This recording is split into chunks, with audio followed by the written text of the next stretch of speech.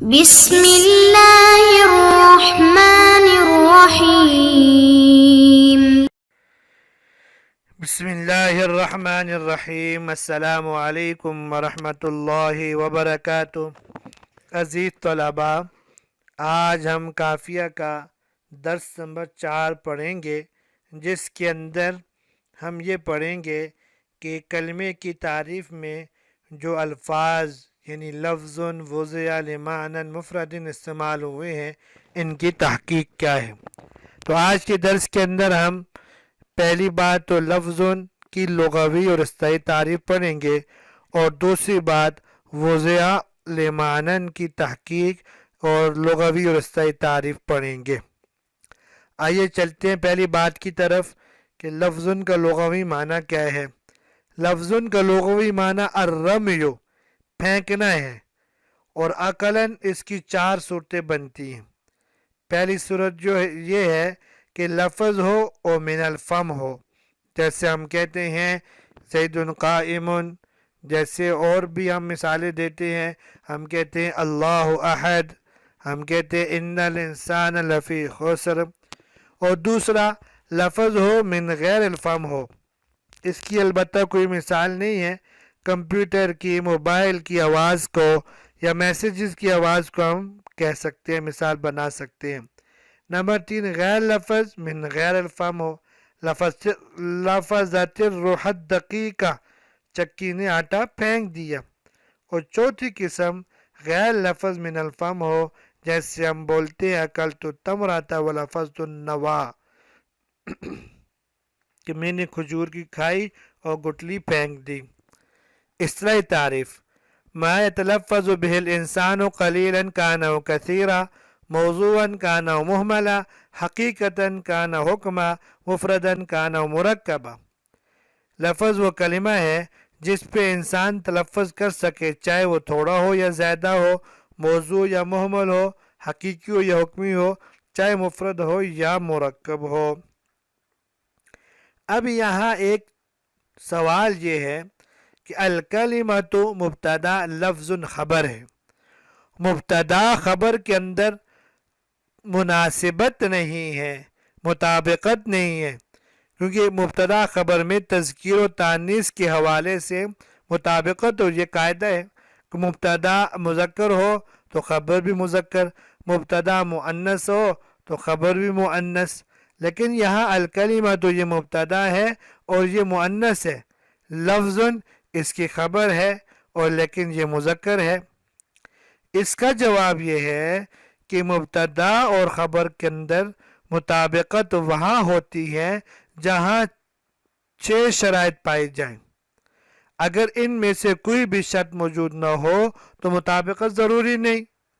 مثلا پہلی شرط یہ ہے کہ مبتدا اور خبر میں مطابقت اس وقت ضروری ہے جب خبر اس میں مشتق ہو، اور اگر خبر اس میں مشتق نہ ہو تو مطابقت ضروری نہیں، جیسے الکلمۃ لفظ مشتق نہیں ہے۔ دوسری صورت مبتدا اور خبر دونوں اس میں ظاہر ہوں، ورنہ مطابقت ضروری نہیں ہے، جیسے ہی اسم، اب ہی اس میں ظاہر نہیں، اس میں ضمیر ہے، اس لیے مطابقت نہیں ہے۔ نمبر 3 خبر میں ضمیر ہو جو لوٹ رہی ہو مبتدا کی طرف، جیسے زید ضربا۔ اگر خبر میں ایسی ضمیر نہ ہو جو مبتدا کی طرف لوٹ رہی ہو تو مطابقت ضروری نہیں ہے، جیسے کہ آپ پڑھیں گے زینبا و سقرا و ماء و جور ممتنع۔ اگر یہاں مبتدا کی رعایت ہوتی تو زینب وغیرہ کی وجہ سے خبر کو ممتنعاتن آنا چاہیے تھا، لیکن یہاں چونکہ ممتنع میں ضمیر نہیں ہے بلکہ اس کا فاعل صرفہ محذوف ہے، اس لیے یہ مؤنث نہیں لایا گیا۔ نمبر 4 خبر ایسی صرف نہ ہو جو تذکیر و تانیث دونوں کو برابر ہو، ورنہ مطابقت ضروری نہیں، جیسے الامرأۃ جریح۔ جریح یہاں خبر ہے اور جو فعیل کے وزن پر ہے، اور فعیل کا وزن تذکیر و تانیث کے لیے یکساں استعمال ہوتا ہے۔ اور 5ویں شرط یہ ہے خبر ایسی صرف نہ ہو جو مؤنث کے ساتھ خاص ہو، جیسے کہ الامرأۃ طالق، طلاق عورت کے ساتھ خاص ہے، اسے یا مطابقت کے لیے تعلقہ نہیں کہتے۔ نمبر 6، خبر ایسی اس میں تفضیل نہ ہو جو من کے ساتھ استعمال ہو، ورنہ مطابقت ضروری نہیں۔ جیسے ہم کہتے ہیں الصلاۃ خیر من النوم، اب خیر اس میں تفضیل ہے جو من کے ساتھ استعمال ہے، تو یہاں لفظ میں مطابقت اس سے نہیں، مشتق نہیں ہے۔ اور جمہور نحات کی طرف دیکھیں تو وہ کہتے ہیں الکلمہ بھی مشتق نہیں، یہ بھی اس میں جامد ہے۔ اب چلتے ہیں وضع کی طرف۔ وضع وضع ہے نا، وضع لغوی معنی اس کا کیا ہے؟ حقیقت میں لغوی معنی اس کا ہے رکھنا، متعین کرنا۔ اس سے تعریف کیا ہے؟ تخصیص شیء بشیء بحیث متى اطلق او احس الشیء الاول فہم منه الشیء الثانی، ایک چیز کو دوسری چیز کے ساتھ اس طرح خاص کرنا کہ پہلی شے سے دوسری شے سمجھ میں آ جائے۔ پہلی شے جس کا علم ہوا ہے اسے موضوع، اور دوسری شے جس کا علم ہوا ہے اسے موضوع لہو کہتے ہیں۔ تو جس سے علم ہوا ہے موضوع، اور جس کا علم ہوا ہے اسے موضوع لہو۔ جیسے کہ صحبتی یہ موضوع ہے، اس کو دیکھ کے رک جانا یہ موضوع لہو ہے۔ تیسری چیز معنن، معنی کا لغوی معنی ہے قصد کرنا، ارادہ کرنا، اور اس کی تعریف ہے ما یقصد بشیء، جس کا کسی چیز سے ارادہ کیا جائے، جو کسی شے سے مقصود ہو، جو کسی شے سے مقصود ہو۔ اب اس کا معنی کا صیغہ کیا ہے؟ معنی کے صیغے کے بارے میں 3 احتمال ہیں۔ پہلا احتمال تو یہ اس میں مفعول ہے، دوسرا احتمال یہ اس میں ظرف ہے، تیسرا استعمال ہے یہ مصدر میمی ہے۔ یہ اس میں ظرف اور مصدر میمی نہیں بن سکتا، دونوں صورتوں میں ترجمہ غلط ہوگا۔ اگر ہم معنن کو اس میں ظرف بنائیں تو ترجمہ کیا بنے گا کہ کلمہ وہ لفظ ہے جو مکان قصد کے لیے وضع کیا گیا ہو، حالانکہ صحیح نہیں ہے، بلکہ کلمہ وہ لفظ ہے جو متکلم کے مقصود پر دلالت کرے۔ اور مصدر میمی بھی نہیں بن سکتا، اس کی وجہ یہ ہے کہ معنی غلط ہو جائے گا۔ اور ترجمہ کیا ہوگا؟ ترجمہ ہوگا کلمہ وہ لفظ ہے جس کو نفس قصد کے لیے وضع کیا گیا ہو، یہ بھی درست نہیں ہے۔ اس لیے ایک قاعدہ ہے، جہاں اس میں ظرف اور اس میں مصدر میمی کا صیغہ ہو اور اس کا معنی صحیح نہ آ رہا ہو تو پھر اس کا معنی اس میں مفعول کے معنی میں لے جاتے ہیں، اور جب اس میں مفعول کا معنی ہوگا پھر ترجمہ کیا ہوگا؟ کلمہ وہ لفظ ہے جس کو معنی مفرد کے لیے وضع کیا گیا ہو۔ اب دیکھیے کہ معنی کا اصل کیا ہے۔ معنی کا اصل یہ ہے کہ انا یعنی ضربا یضرب سے اس میں مفعول کا صیغہ ہے۔ اصل میں معنویون، سیدن کے قانون کے تحت واو کو یا سے بدلا اور یا کا یا میں ادغام کر لیا تو یہ معنی ہو گیا معنویون۔ اب دعیون کے قانون سے یا کے ماقبل والے ضمے کو کسرے سے تبدیل کر لیا تو پھر ہو گیا معنیون۔ پھر دویا کے قانون سے یا کے ماقبل والے کسرے کو فتحہ سے تبدیل کر لیا تو معنیون ہو گیا۔ اس کے بعد قال و با کے قانون سے یا کو الف سے تبدیل کیا تو معنان بن گیا۔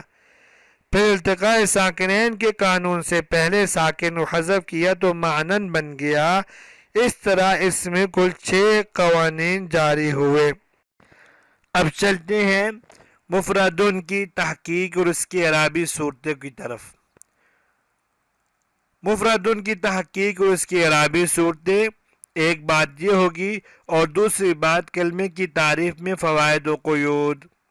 مفردن باب فعال سے اس میں مفعول کا صیغہ ہے، اس کا لغوی معنی اکیلا کیا ہوا، اور اصطلاح نحو میں اس کا معنی یہ ہے کہ ما لا يدل جزء لفظ علی جزء معنی ہو، یعنی مفرد وہ لفظ ہے جس کے اجزاء اس کے معنی کے اجزاء پہ دلالت نہ کرتے ہوں، جیسے قلم ایک مفرد لفظ ہے، اس کا معنی ہے پن، لیکن اس میں یہ نہیں ہو سکتا کہ قلم کے قاف سے پن کا نب مراد ہو اور لام سے باقیہ ہو، ایسا نہیں ہو سکتا۔ مفردن کی ترکیبی اعتبار سے 3 طریقے ہیں، یا اس کو 3 طریقے سے پڑھنا جائز ہے۔ مفردن حالت جر کے اندر، لمعنن مفردن مجرور پڑھنے کی صورت میں مفردن معنن کی صفت ہوگی، اور اس صورت میں مطلب یہ ہوگا کلمہ ایسا لفظ ہے جس کو مفرد معنی کے لیے وضع کیا گیا ہو۔ اور دوسری ترکیب مفردن منصوب پڑھنے کی صورت میں اس میں 2 احتمال ہوں گے، ایک یہ کہ یہ وضع کی ضمیر نائب